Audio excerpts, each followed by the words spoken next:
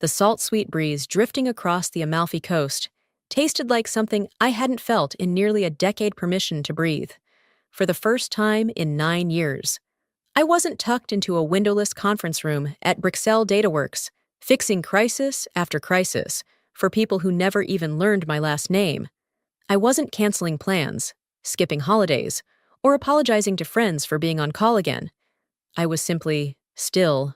My name is Fiorina Miles, Senior Workflow Architect, a fancy way of saying I kept the entire company's operational spine from collapsing on itself. But that afternoon, sitting on a cliffside terrace with the sun warming my shoulders and a glass of chilled lemon spritz in hand, I allowed myself to imagine a life where my value wasn't measured in how much I could endure. Then my phone vibrated. I made the mistake of looking. Graham Turner, my boss, a man who once said that employees who need vacations don't have the stamina for real leadership. I answered out of reflex, and his voice erupted through the speaker before I could breathe. "What the hell do you think you're doing?" "Fiorina A. Vacation during audit preparation week. My leave was approved," I said calmly. "We don't approve laziness. Consider this your termination, effective immediately." The world should have crashed. But instead, something inside me clicked free. I let the silence stretch. Then I laughed. Not out of disrespect, but relief, pure, sharp, overdue relief. I hung up before he could add another threat. A soft chuckle rose from across the table. "Trouble?" the man asked, polished suit. Quiet confidence. A presence that didn't need to announce itself. His name was Adrian Cole, a tech magnate I had met only hours earlier after a booking mix-up placed us at the same private dining table. I lifted my glass. I just got fired. He didn't look shocked. He looked intrigued. "Well," he said, tapping his glass to mine, "then it's probably time the right people finally noticed you." I didn't know it yet, but Graham's tantrum wasn't an ending. It was ignition. Adrian's glass still hovered mid-air when my phone buzzed again. I didn't want to look. But old habits die slowly. One glance at the screen made my amusement fade into something colder, sharper. 3 new messages from Graham. Short, petty, panicked. "Return your laptop immediately. HR will contact you regarding asset recovery. Your non-compete will make sure no one hires you in this industry again." A week ago, those sentences would have crushed me. Years of overwork had trained my nervous system to flinch at anything resembling a threat. But now, sitting under soft evening lights, with the Tyrrhenian Sea stretching out behind us, they felt small. Paper tigers roaring into the wind. Adrian noticed the shift in my expression. "Let me guess," he said calmly. "He's realizing he overplayed his hand." I exhaled slowly. "He thinks fear still works on me." "Does it?" I looked out at the water. "Not anymore." He nodded, as if that answer told him everything. "You know?" he began, swirling the last of his wine. "Bruxelles DataWorks has been leaking clients for years. Everyone in the industry knows their operational backbone relies on one person. I just didn't know that person was sitting across from me." The words hit harder than they should have. I wasn't used to being recognized, not beyond being the person who fixed whatever mess someone else created. "Fiorina," he continued. "Some companies survive because of their leadership, others survive in spite of it. Bruxelles is the latter, and that's not sustainable." A quiet laugh escaped me, painful. Because it was true. Before I could respond, a familiar voice echoed from behind us. "There you are." I turned to see Lila Rourke, a systems strategist from a partner firm, stepping onto the terrace. She froze when she saw who I was sitting with. "Oh, Adrian, I didn't realize you were meeting someone." "Not meeting," he said with that effortless confidence. "Discovering." Lila raised an eyebrow at me, silently asking questions I wasn't ready to answer. But before she could speak, she caught sight of my phone screen, Graham's final message still visible. Her face tightened. "He fired you during audit week." Her voice wasn't shocked. It was furious. "That man has no idea how exposed he is," she muttered. arms crossing. Half the vendor contracts depend on your oversight. Does he even understand the chain reaction he just triggered? My heart kicked harder, not from fear, but dawning realization. No, he didn't. And that was the problem. Adrian leaned back, studying me with quiet satisfaction. It seems your former employer is about to experience something they've avoided for years. What's that? I asked. The consequences of underestimating the wrong woman. A breeze swept across the terrace, carrying away the remnants of panic I once would have drowned in. For the first time, I wasn't the overworked architect behind the curtain. I was the variable Graham hadn't accounted for. And the next move wasn't his. It was mine. If you think it's obvious, don't comment. If it's not obvious, just say it. By the time I returned to my hotel room, the Italian night had settled over the coast like a soft velvet curtain, but the serenity outside didn't match the storm building inside my phone. 26 missed notifications, 6 voicemails, a flood of emails. I sat on the edge of the bed, exhaling as I opened the first message from Harper Quinn, one of the few colleagues at Brixel who understood how fragile the company's internal systems truly were. Please tell me Graham didn't actually fire you. Audit prep is collapsing. Clark tried to run your sequence and crashed the reconciliation module. Clients are already asking for you by name. A second message arrived before I could respond. He told us you abandoned your responsibilities. No one believes him. I closed my eyes, letting the weight of 7 years settle over me, not as exhaustion, but clarity. Brixel wasn't broken because I left. It had always been broken. My absence simply made the fractures visible. A voicemail from HR came next. The tone was stiff, scripted, almost rehearsed. Per protocol, please return all company assets within 72 hours. We will also review your obligations under the confidentiality and restrictive activity clauses. Translation: Graham was panicking, and he needed bureaucracy to save him. But bureaucracy only works when the system beneath it is stable, and Brixel without me wasn't. I tossed the phone aside, letting it land softly on the duvet. For the first time in nearly a decade, the crisis wasn't mine to fix. A knock sounded at the door. When I opened it, Lila stood there with 2 espresso cups and a knowing look. I figured you might need this, she said, stepping inside. Word travels fast. Half the consultants at the retreat are talking about you. I blinked. Me? She nodded. Adrian mentioned you to a few people. The respect in the room shifted. Fiorina, you should have seen it. I wasn't sure what startled me more, that Adrian had spoken about me, or that people actually listened. Lila set the cups on the table. You've kept Brixel afloat for years. Everyone knows it, everyone except the man who signs your evaluations. Her voice softened. You're free now. So, what do you want to do next? The same question Adrian had asked earlier. The same question I'd spent years avoiding. I glanced out the balcony door toward the distant shimmer of the water. I said slowly, I want to stop surviving and start choosing. Lila studied me, then smiled. Then choose well. Because Graham, he has no idea what's coming. As she left, I picked up my phone again. Another email had just arrived, this one from a major client. Subject line: urgent, requesting continuity with Fiorina Miles. I stared at it. Heartbeat steady and sure. My story with Brixel wasn't over. But the next chapter would be written on my terms. The morning I left Italy, the sky over Naples was washed in pink and gold, too gentle, too peaceful for the message waiting on my phone. It was from the same major client who'd emailed hours earlier. Except this time, the tone carried something heavier than urgency. We need clarity. Who is handling Fiorina's portfolio? Our deliverables are now 3 days behind schedule. I hadn't even boarded the plane yet.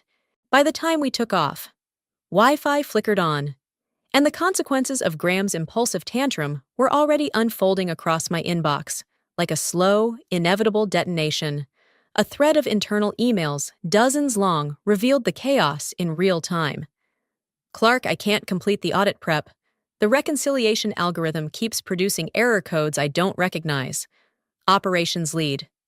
That's because Fiorina customized half the architecture 3 years ago. No one else knows how to run it. Finance director clients are escalating. Someone needs to explain what's happening. And then one message from Graham himself.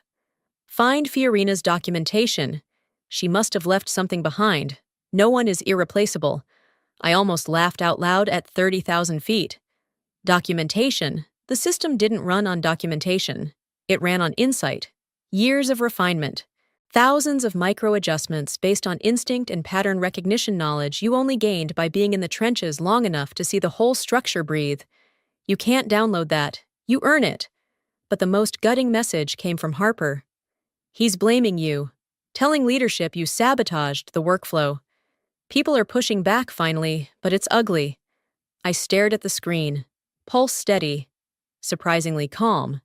He was unraveling exactly as Adrian predicted. A flight attendant paused beside me. Everything all right? Ma'am, I nodded with a polite smile. Everything is finally how it should be. Hours later, when the wheels touched down and the California air greeted me, reality felt different, heavier, but in a way that grounded rather than suffocated. I wasn't returning as the woman who once absorbed everyone's failures. I was someone with options now. As I rolled my suitcase through arrivals, another call came, an unknown number. Normally I'd ignore it, but something in my chest said answer. Hello? A familiar voice responded. Low, strained, trying and failing to mask panic. Fiorina! This is Trevor. Trevor? The analyst Graham had tried to promote into my role. A good person, far too green for the weight he'd been given. I'm sorry to bother you, he said, voice tight. But I don't know what to do. The audit system keeps breaking. Clients want meetings. Graham is yelling at everyone. He keeps saying you'll come back. That last line stunned me. Come back after 9 years of sacrifice. Dismissal. And now humiliation. No. Those days were gone. Trevor, I said gently. What you're dealing with isn't your fault. But understand this, Graham created this mess. Not you, not me. He exhaled shakily, and I could hear the horror and relief mixing in his voice. What should I tell them? I looked out at the horizon, at the first sight of home. Tell them, I said softly, that Fiorina Miles doesn't fix mistakes for free anymore. And here's the part most viewers don't know. The next morning, sunlight filtered through my apartment windows in soft geometric shapes, warm. Steady, undeservedly peaceful, considering the corporate wildfire spreading across Brixel DataWorks. I set my suitcase down, plugged in my dead phone, and poured myself a cup of coffee before the mug reached my lips. The notifications exploded. 4 voicemails from HR, 7 from Graham, over a dozen emails marked urgent. I ignored them all and opened the message from Harper instead. Leadership tried running the audit dry run this morning. The system froze twice. Then the data bridge crashed.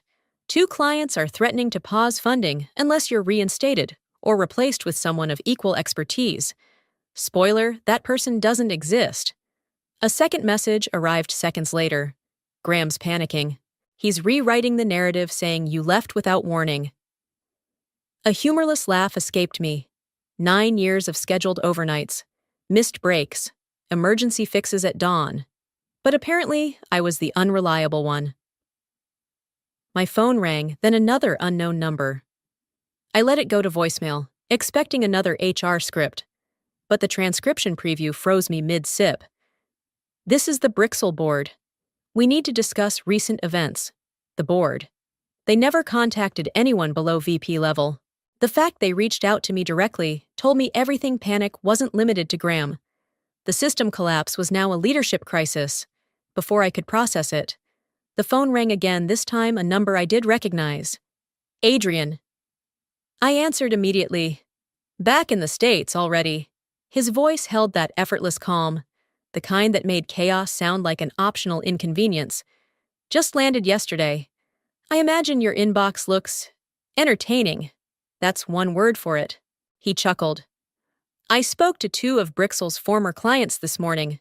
Both mentioned you, and both expressed concern about the instability since your unexpected departure. Unexpected. The way corporate diplomacy rewrites history never ceased to amaze me. I'm not involved anymore. I said. They'll have to work with whoever Graham chose. That's the problem. Adrian replied. They don't want whoever Graham chose. They want continuity. They want competence.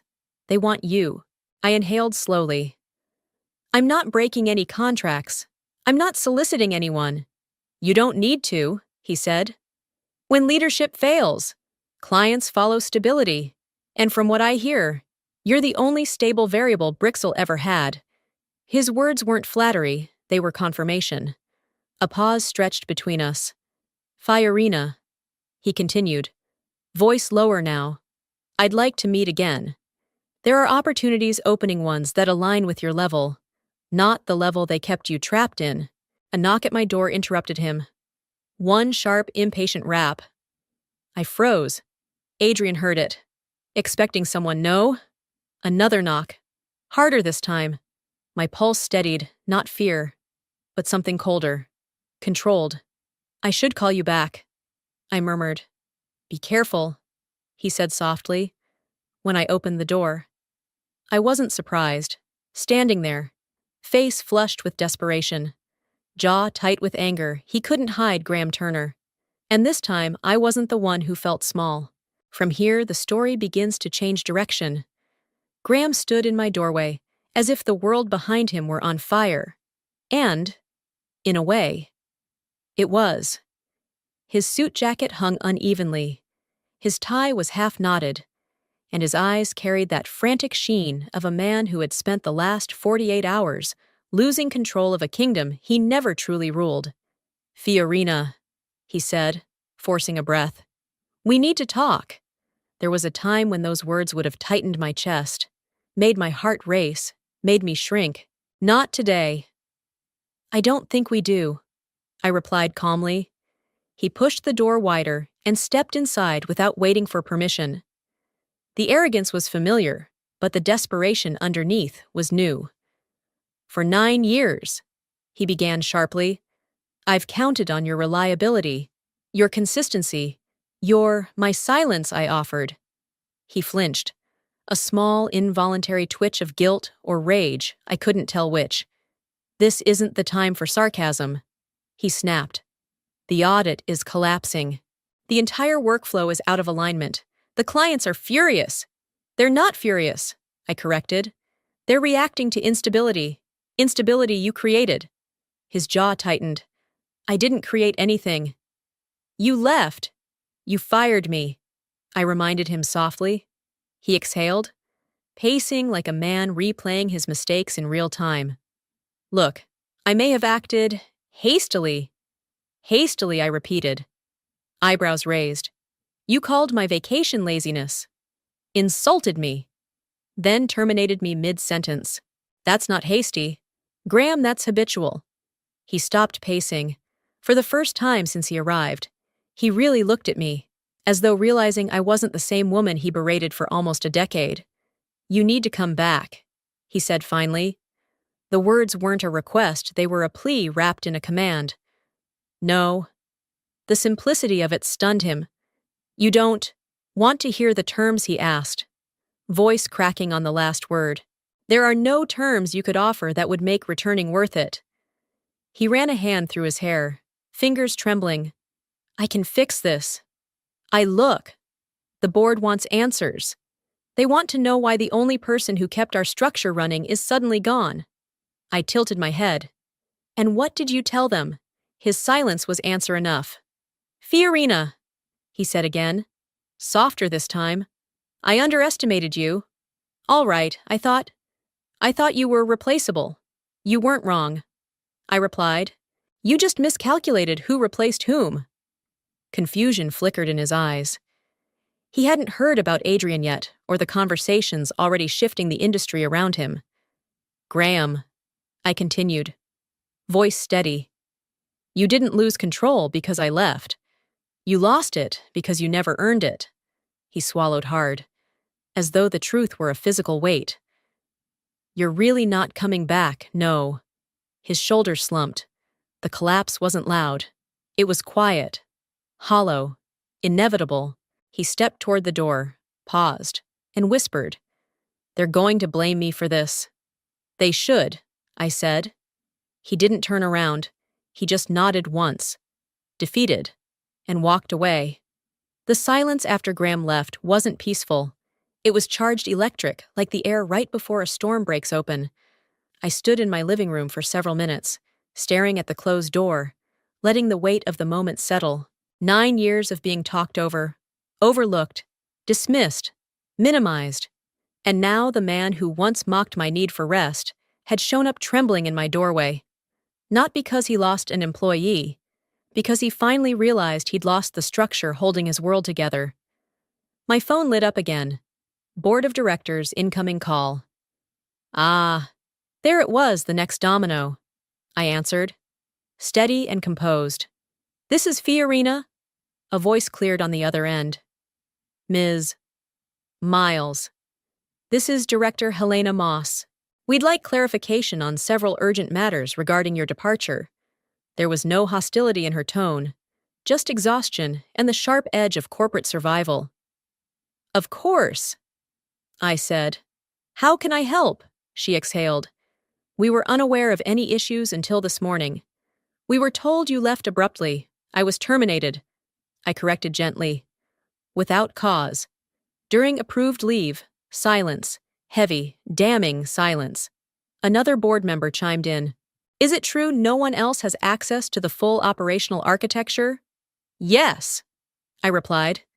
"Because Graham refused to allocate resources for proper training. I documented everything, but documentation alone can't substitute for hands-on knowledge." Another pause. Then Helena spoke again. Quieter. "Ms. Miles, would you be open to consulting temporarily, strictly transitional work? We are willing to compensate appropriately." My breath caught not from temptation, but from the shift happening in real time. They no longer viewed me as an employee. I was an asset, one they were afraid to lose completely. But I had learned something important on that cliffside terrace in Italy. Freedom wasn't a gift, it was a choice. "I appreciate the offer," I said carefully, "but I am not available for consulting at this time." A rustle of papers, a sharp inhale, a hint of panic behind rehearsed professionalism. "May we ask why?" "Because," I answered, "I'm exploring opportunities where my work won't be treated as an afterthought." The board said nothing, but the truth had landed. We ended the call politely, but I knew what came next. Chaos, blame shifting, political scrambling. I placed my phone down, letting the moment breathe, and it buzzed again. A text from Adrian. "If you're free this afternoon, I'd like you to visit our Los Angeles office.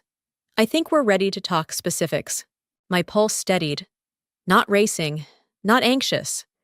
Ready. For the first time in nearly a decade. I wasn't being pulled toward crisis.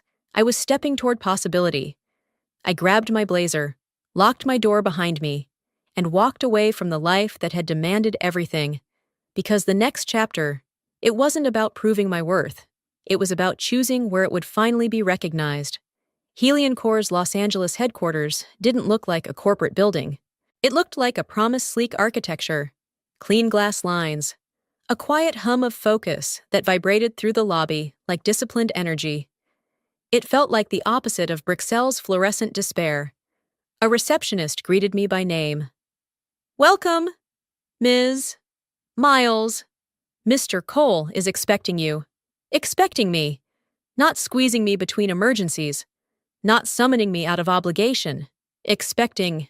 I followed her through a corridor, lined with collaborative rooms, whiteboards filled with ideas, teams in fluid motion, no raised voices, no frantic scrambling, a workplace driven by intention, not fear. When the final door opened, Adrian looked up from the head of a long table, expression warm, controlled, almost satisfied. "Fiorina," he said, standing to greet me. "I'm glad you came. I'm curious. I answered honestly. He gestured for me to sit. Good. Curiosity is usually the first sign someone is ready to step into a larger arena. We settled into a conversation that didn't feel like an interview. It felt like recognition. He asked about my architectural decisions at Brixel, my redesigns, my risk assessments, my ability to stabilize failing systems without the luxury of time or support. Not once did he ask why I was on vacation. Not once did he imply my worth was conditional. When I finished explaining a particularly complex stability sequence, he leaned back, impressed. You weren't just keeping Brixel alive, he said. You were operating at an executive level while being paid like a mid-tier manager. I didn't deny it. And they fired you, he continued, which means they freed you very conveniently for us. He slid a folder toward me. Not thick, just heavy enough to matter. Senior Vice President. He said, System strategy and infrastructure. Full autonomy. Your own team. Compensation that reflects what you've been doing for years. My breath caught not because I doubted myself, but because the offer aligned so precisely with the life I had been too exhausted to imagine. I opened the folder. My future stared back. Before I could speak, Adrian added softly, I'm not asking you to make a decision today. I just want you to understand that you're no longer someone who needs permission to lead. You're someone whose leadership creates stability wherever you stand. His words felt like truth carved into stone. I closed the folder gently. I won't need long, I said. A faint smile touched his lips. Good. As I rose to leave, he added, Oh, and one more thing. You should know that Brixel's board reached out to us this morning. I froze. They're asking whether we've been in talks with you. And what did you tell them? I asked. Adrian's expression sharpened. That it's none of their business. By the next morning, news traveled faster than I could open my blinds. I woke to a string of messages, some panicked, some apologetic, some simply stunned. But it was Harper's message that made me sit upright. The audit portal crashed again at dawn. 3 clients demanded emergency meetings. Someone leaked that you were terminated during approved leave. It's everywhere. Fiorina. Everywhere I opened my browser. There, it was an industry blog headline splashed across my screen. Brixel DataWorks in operational turmoil after sudden departure of lead architect. Below it, a short but damaging paragraph. Sources claim the company's core systems were maintained primarily by a single architect whose recent termination has raised concerns regarding leadership stability and long-term operational oversight. The article didn't name me outright. It didn't have to. Anyone who knew the industry knew exactly who it meant. My phone vibrated again, another email from the board. More urgent than the last. Ms. Miles. We request an immediate meeting. The situation has escalated significantly. I exhaled slowly. They weren't calling for clarity anymore. They were calling for rescue. But I wasn't their rescue. Not anymore. Before I could reply, another message popped up, this one from an unknown address. Short enough to feel like a whisper through the screen. They're trying to blame you, but the truth is out.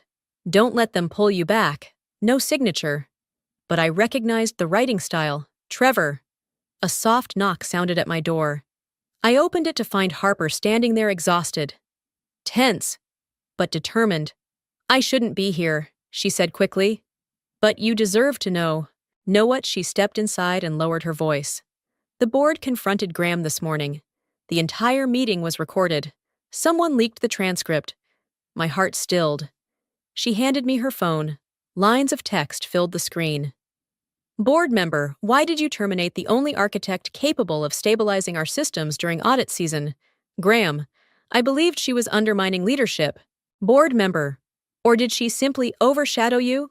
The transcript continued each line, a slow unraveling of Graham's authority. Until the final blow, board chair, you compromised operational integrity out of ego. Effective immediately. You are suspended pending formal review. I returned the phone to Harper. It's over for him, she said softly. I nodded. It should be. Are you thinking about returning? She asked carefully. No, I said. Without hesitation, her shoulders relaxed in relief. Not disappointment. Good. You were never meant to be hidden away there. A chime interrupted us, another message from Adrian. I'd like you to stop by this afternoon. We're finalizing some details.